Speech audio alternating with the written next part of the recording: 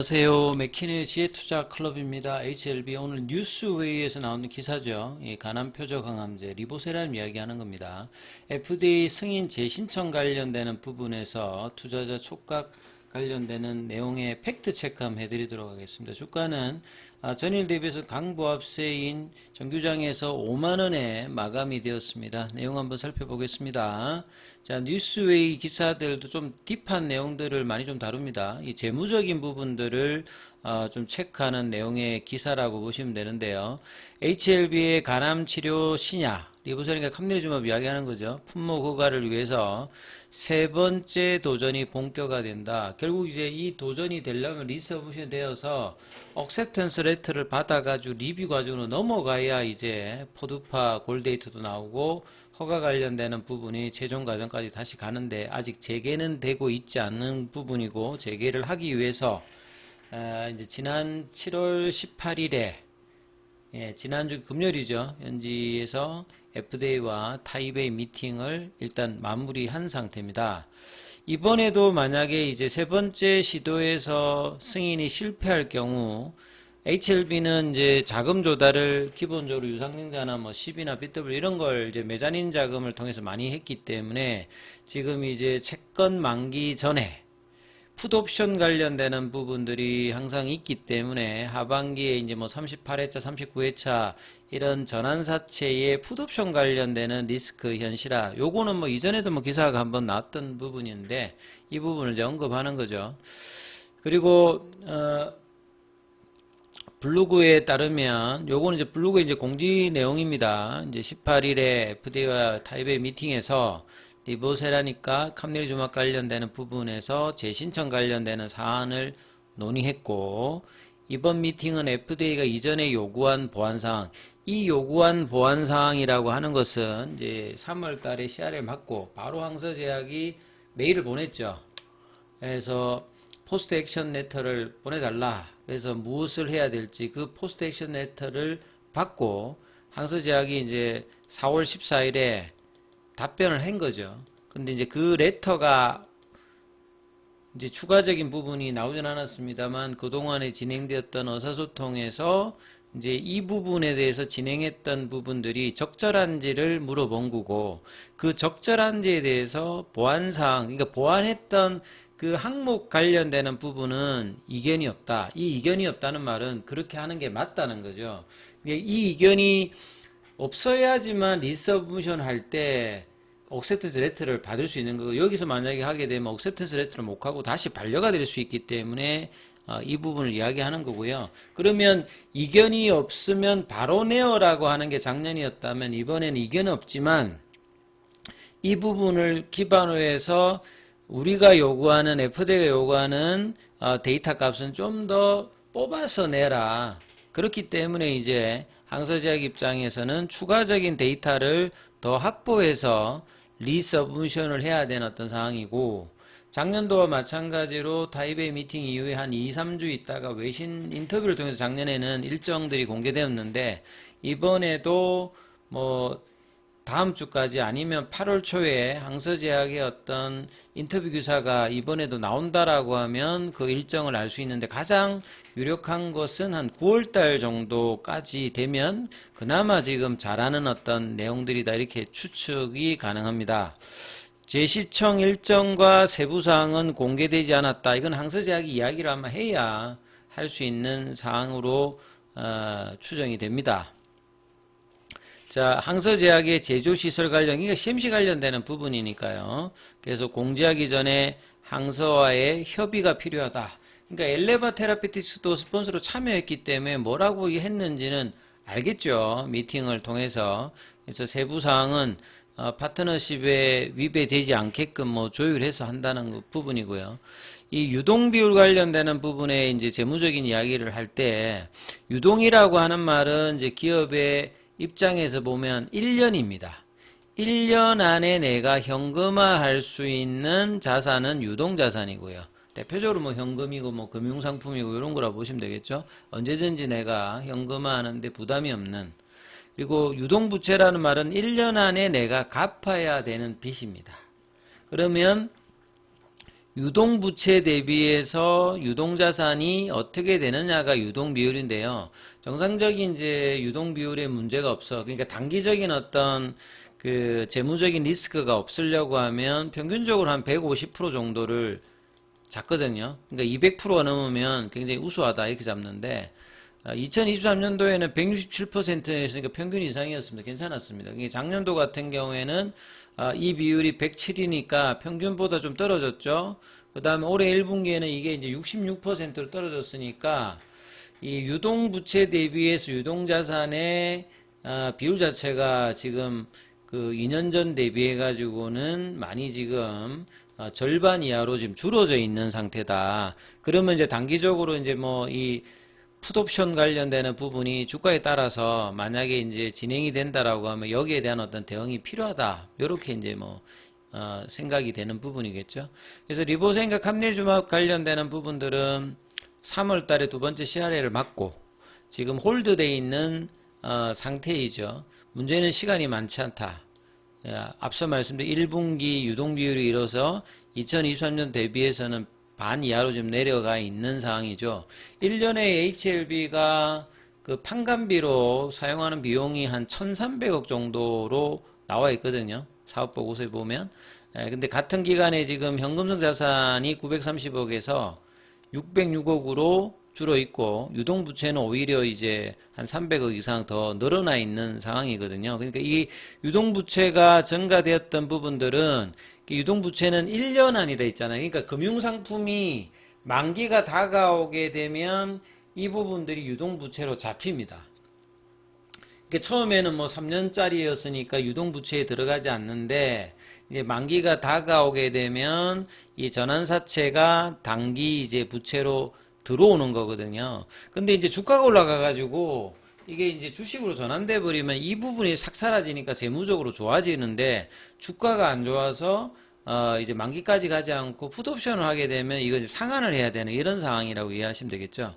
그래서 지난해 말 대비해서 비유동 부채가 그러니까 장기 부채가 줄고 단기 부채가 늘어났다는 말은 전환사채가 이제 시간이 지나면서 1년 안에 만기를 해야 되는 단기 부채로 이제 바뀌어 있기 때문에 그렇다라고 보시면 돼요. 그래서 38회차, 39회차가 570억, 330억이니까 합하면 900억이죠. 이게 만기가 풋옵션이 이제 전환사채는 3년인데 풋옵션은 이제 올해 9월 내년도 1월 달에 이제 돌아오기 때문에 이 돈이 한 900억 정도 되는 거죠. 만기까지는 아직 여유가 있지만 주가에 따라서 이제 이 부분들이 영향을 받기 때문에 여기도 HLB가 대비를 해야 되는 어떤 상황이라고 봐야 되겠죠.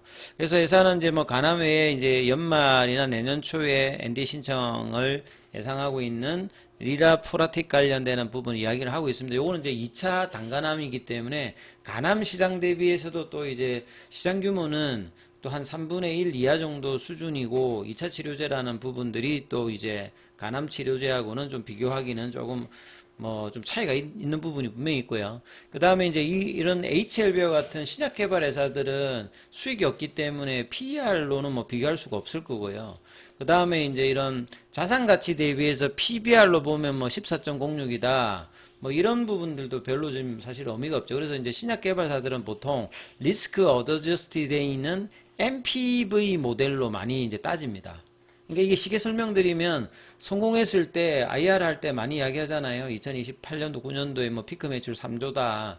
그러면 영업이익률이 뭐 OP 마진이 뭐 90%다. 그러면 이제 그때 이제 시장 점유율하고 이제 계산해서 어느 정도 매출이 되면 그걸 이제 땡겨와 가지고 계산하는 게 이제 RMPN 모델이거든요. 그러니까 요거는 이제 성공했을 때 이제 그 시가총액에 영향이 있는 거고, 그러니까 R이라는 게 리스크를 이제 조정한 부분이거든요. 얼마만큼 성공 확률이 높아지느냐, 그 다음에 점유율이라든지 환자 수가 늘어난다든지 이렇게 되면 RNPN 관련되는 모델로 이제 목표 주가가 상향이 되는 거고요. 이게 이제 가능성이 떨어지게 되면 확 줍니다. 조금 주는 게 아니라. 그래서 그 신약 개발 회사들의 모델 평가로 보면 주가가 뭐 몇 배씩 차이가 나는 경우가 많기 때문에 어느 것 하나도 이제 이 밸류에이션 모델 자체가 쉬운 건 아니에요. 그리고 이제 당장에 지금 가장 관심은 리서브미션 일정이다. 그래서 뭐 3월 달에 이야기했던 부분들은 지금 이제 일단 뭐 아닌 거고요.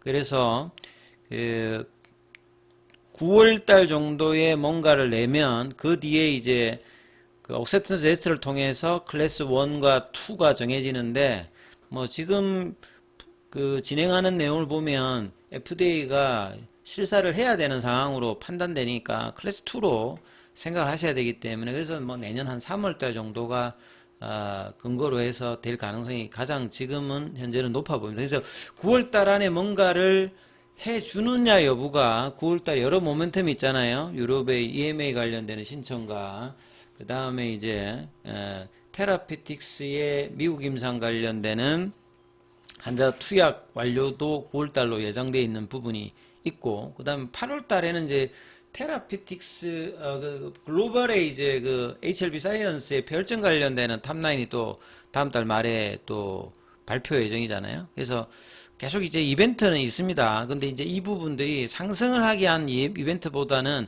하락을 막게 한 이벤트이기 때문에 본격적인 이제 상승을 되돌리기 위해서는 결국 리서브미션 일전의 불확실성이 해소돼야 되는 어떤 상황이죠. 그러니까 HLB가 항서제약과 NDA 비밀 유지 계약입니다. 이거 비밀 유지 계약을 갖고 있기 때문에 미팅의 세부 내용을 공개적으로 할 수가 없다. 이렇게 지금 뭐 이야기를 하고 있는 상황입니다. 뭐 파트너십이라고 해도. 그러니까 제가 여러 번 말씀드렸듯이 항서제약이 이제 어떻게 하는지에 대한 발표가 제일 중요하다. 이렇게 이제 보시면 되겠습니다. 자, 그리고 오늘 항서제약 같은 경우에는 주가가 지금 이제 3일 연속으로 이번 주 들어서는 연봉 정도로 약조정 정도. 그러니까 연중 최고가 정도 그러면서 60위안을 지금 못 넘고 있는 상태에서 좀 약조정을 좀 보여주고 있고요. 이번 달에 이제 지난달에 연봉에서 이번 달에 이제 그 연봉을 감사하는 양봉으로 월봉을 진행되면서 항서제약이 주가 흐름은 나쁘지 않습니다. 홍콩에서도 강보 압세 흐름을 보여주고 있고요. 그리고 이제 공매도 관련되는 부분은 전일보다 좀 더 줄어 있고 오늘 거래량도 뭐 한 40만 주대니까 확 줄었죠. 100만 주 언더에서는 플랫형으로 갈 가능성이 당분간은 많아 보이는데 그 흐름에서 공매도도 크게 이렇게 증가는 하지 않고 있습니다. 그리고 이제 이번 주 월요일 날에 주가가 이제 영향을 받으면서 결국 이제 공매도 관련되는 부분들도 470만 주대로 다시 이전보다 더 늘어나 있는 상황으로 되어 있다는 부분들 보셔야 될 것 같고요. 자, 오늘 대차거래 쪽에서는 체결보다는 오히려 또 상한이 쪽 한 2배 가까이 좀 많은 부분들이 특징입니다.